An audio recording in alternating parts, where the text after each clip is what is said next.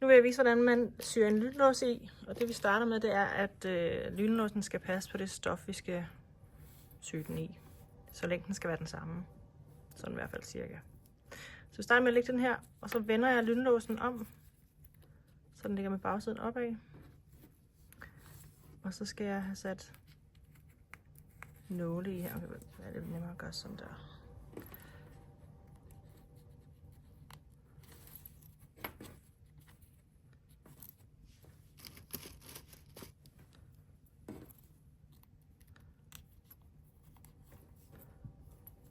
Sådan der.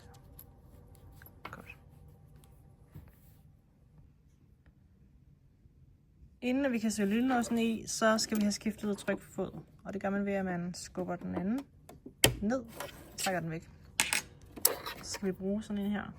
Det er en særlig trykfod til lynlåse. Sætter den fast.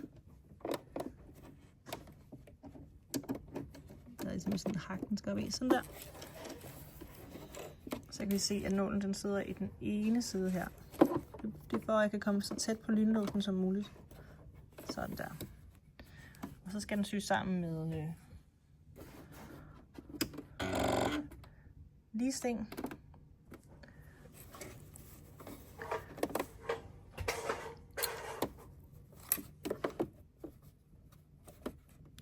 Så vi syr en lille smule frem og lidt tilbage. Og så syr vi hele vejen frem her langs. Og hver gang jeg kommer til en nål, så tager jeg lige nålen ud.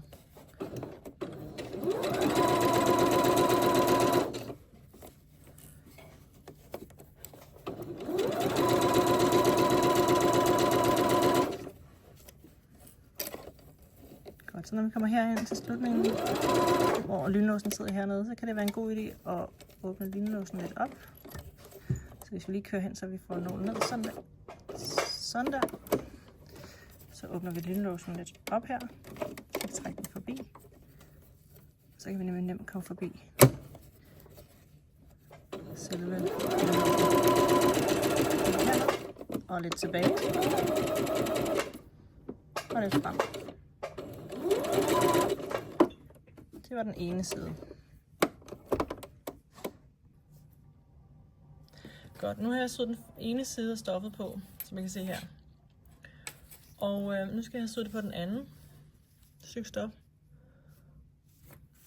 Så jeg lægger den sådan her. I kan se, jeg har ligesom foldet lynlåsen her.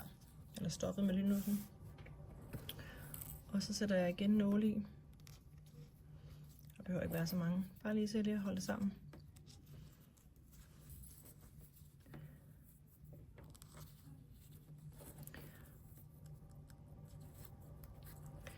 Godt. Sådan der. Og de skal igennem alle lagene af stof, som I kan se her. Godt. Så er jeg klar til at sy dem på. Godt, nu skal jeg sy den anden side på, så jeg syr lidt frem. Og trykker på tilbageknappen, og tilbage. Så jeg hæfter, og så går jeg frem. Og hver gang jeg kommer til en nål, så tager jeg den lige ud.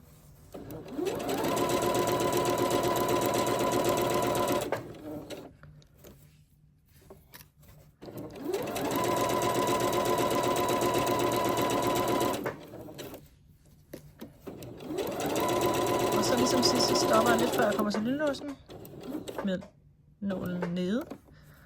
Løfter trykfoden op. Skal jeg lige have nålen noget her.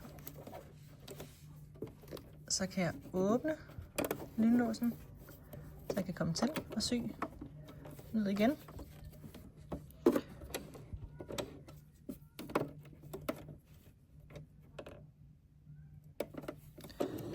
Kører hele vejen hen. Kører tilbage igen. Og frem til sidst.